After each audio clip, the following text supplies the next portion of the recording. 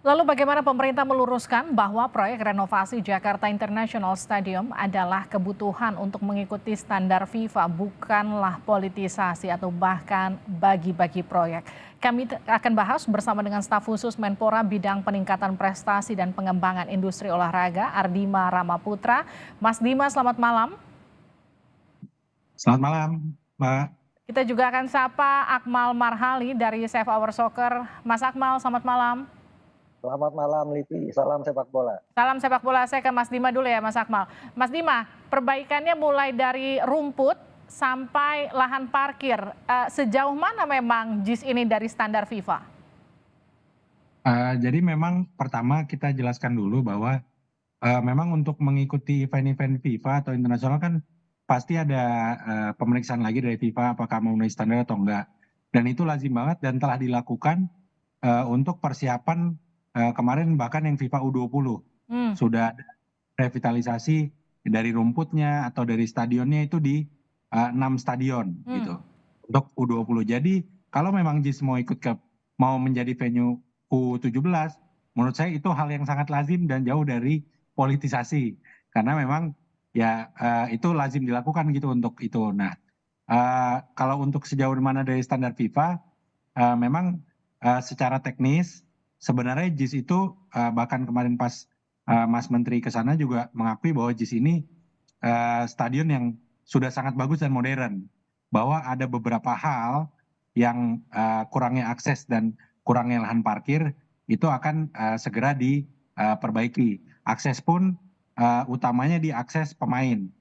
Jadi kalau Oke. kita bilang jauh banget dari standar FIFA, secara stadion sebenarnya tidak, tapi memang aksesibilitas penonton yang baru satu pintu seperti Menteri PUPR kemarin jelaskan akan ditambah 5 pintu lagi, ditambah JPO dan akses pemain untuk masuk ke ruang ganti itu Oke, yang akan diperbaiki. Gitu. Mas Dima, kalau akses itu kan memang isu lama ya dari JIS ini. Tapi kalau kita bicara soal rumput, rumput jenis hibrida, bukankah rumput ini juga dipakai oleh stadion-stadion top di Eropa, Mas? Kenapa ini harus diganti? Jadi kalau untuk harus diganti apa tidaknya, sesuai inspeksi kemarin memang kan rekomendasinya diganti. Itu udah yang PO dari Pak Basuki juga. Yang pasti kita, karena memang revitalisasi stadion juga yang kemarin itu, dari 6 stadion itu kalau tidak salah, hmm, beberapa ada yang diganti juga, tapi ada yang hanya dijahit saja. Hmm. Lalu kita melakukan pemeliharaan dengan standar FIFA, membeli alat-alat. Jadi itu Kemenpora anggaran untuk U20 itu ada membeli 36 alat mowing untuk rumput. Yang itu untuk pemeliharaan. Jadi memang untuk rumput ini eh, agak berbeda gitu setiap stadion. Entah itu memang dari pencahayaannya dan apanya Oke. dan lainnya gitu. Jadi Dan bukan soal memang jenisnya, tapi kualitasnya ya? ya Pemeliharaannya kah? pemeliharaan dan kualitasnya karena kan memang eh, kita tahu di JIS kan jarang dipakai untuk sepak bola kan di Oke. dalamnya pertandingan itu. Saya ke Mas Akmal. Mas Akmal, bagaimana Anda melihat kritikan soal politisasi renovasi JIS? Ya kalau soal politisasi ini wajar karena memang tahunnya tahun politik. Jadi kalau orang yang kemudian menganggap bahwa ini ada upaya politisasi dan sebagainya, itu merupakan hal yang wajar. Bahkan saya mewanti-wanti itu semua. Kenapa? Karena dari awal misalnya Piala Dunia U20 kita batal, itu karena politik. Nah Hmm, akhirnya jangan sampai kemudian orang takut Piala Dunia U17 jadi batal juga karena urusan politik juga. Apa namanya, menguatnya aroma politik ini gitu kan bisa jadi misalnya Pak Erik membantah karena kebetulan yang sebelah Pak Anies Baswedan akan maju sebagai hmm. capres. Kemudian Pak Anies kemungkinan Pak Erick Thohir kemungkinan lagi digadang-gadang menjadi cawapres. Nah ini akan menjadi ramai kalau kemudian misalnya pada tanggal 15 Oktober sampai dengan 25 November nanti kedua-duanya mungkin akan maju gitu. Ini akan jadi ramai lagi. Nah ini yang bahaya. Jangan sampai kemudian kita batal lagi jadi tuan rumah gara-gara dipolitisasi. Oke. Kemudian kalau bicara masalah apa stadion, Mhm. saya mengkritisi Pak Kemal. Pak Kemal ini mungkin dia pakai standar umum saja bahwa sepak bola itu rumputnya harus rumput alami. Sehingga kemudian mau diganti rumput JIS ini dengan rumput dari lapangan golf misalnya. Dianggap rumput stadion JIS ini tidak layak. Ini stadion JIS ini rumputnya sama dengan rumput Allianz Arena, sama dengan rumput Wanda Metropolitano di Stadion Atletico Madrid, sama juga Itu dengan yang tadi White saya Hart Lane bilang.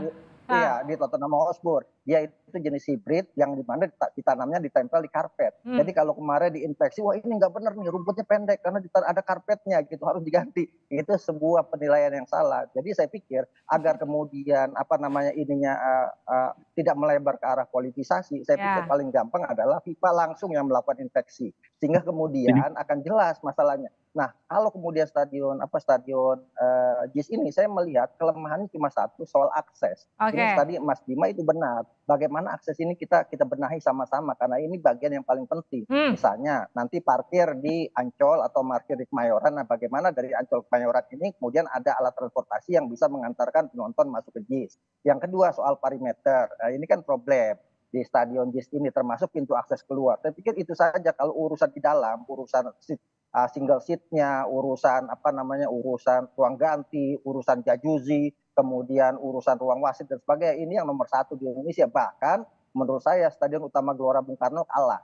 Tapi yang lemah di JIS ini adalah areanya, di mana area itu kan ada penduduk di situ, kemudian juga ruangan antara stadion dengan altarnya atau area sekitar itu sangat mepet sekali. Sehingga kalau mau pasang parameter agak repot dan akan banyak orang yang akan menumpuk di luar. Itu pernah terjadi kalau kita nonton kemarin konsernya Dewa 19, itu penumpukan terjadi, atau kemarin waktu peresmian antara Persija melawan klub Thailand itu terlihat begitu sulit itu untuk supporter masuk dalam satu pintu. Nah, saya pikir konsentrasinya ke arah sana. Kalau kemudian konsentrasi sampai ke rumput dan sebagainya, Livi, ya wajar. Terlalu melebar ya?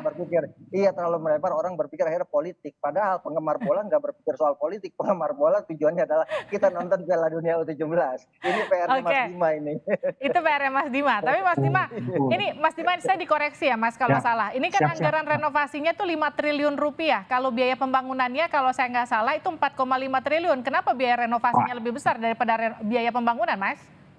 Nah, memang kalau renovasi stadion itu memang sekarang itu sudah ada di Kementerian PUPR, di Kementeriannya Pak Basuki. Jadi memang Kemenpora itu hanya melakukan rekomendasi teknis saja untuk stadion-stadion dan pemeliharaannya nanti dibantu Kemenpora. Tapi kalau untuk renovasi dan revitalisasi stadion, termasuk U20 kemarin, revitalisasinya itu ada di PUPR, Mbak. Oke, kalau tadi seperti yang ditanyakan sama Mas Akmal, kenapa kemudian pengecekan tidak dilakukan langsung oleh FIFA? Kenapa kemudian harus dicek langsung sama pemerintah kita? Bagaimana ketika nanti sudah direnovasi tapi tetap tidak sesuai standar FIFA?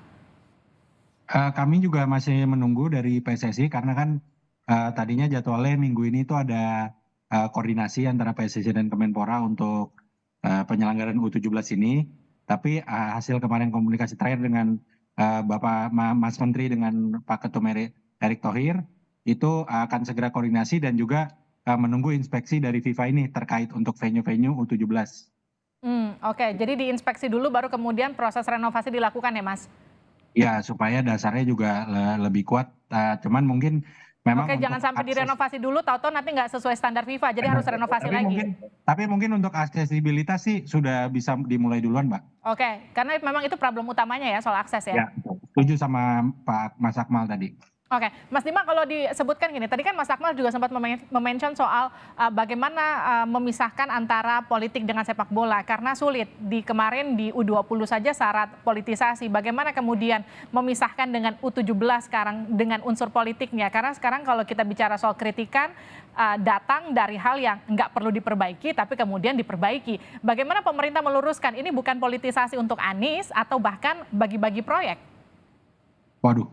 Wah, kalau bagi-bagi proyek itu sangat jauh ya dari kapasitas saya dan terutama juga untuk politisasi karena yang pasti memang tugas dari Bapak Presiden ke Mas Menteri itu untuk memastikan, untuk mendampingi bahwa event-event olahraga yang ada di Indonesia ini berjalan dengan lancar dan tertib dari penyelenggaraan sampai administrasinya gitu.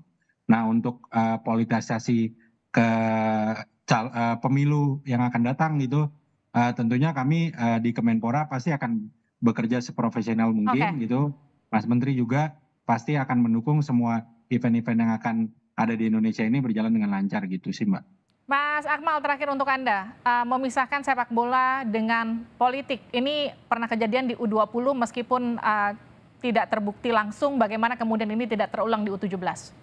Ya ini agak repot, kita berharap para politisi kita tidak mengedepankan ego untuk kepentingan Piala Dunia U17. Itu kita harapkan itu. Kenapa? Kalau kemarin misalnya Argentina melawan Indonesia saja sudah mulai politisasi bola. Ada partai politik tertentu datang dengan seragam tertentu, seragam partainya kemudian menyanyikan yel-yelnya untuk nonton Indonesia lawan Argentina. Apalagi nanti Piala Dunia yang digelar di 6 daerah misalnya kan masing-masing mau ada yang pemilihan gubernur, pemilihan wali kota, pemilihan bupati, selain pemilihan presiden. Nah ini agak berat. Karena itu kita berharap para politisi kita dewasa dalam bertindak dan berpikir bahwa ini kepentingan adalah kepentingan bangsa untuk event internasional agar nama besar kita di internasional menjadi baik. Yang sampai ntar kasus jadi hat-trick.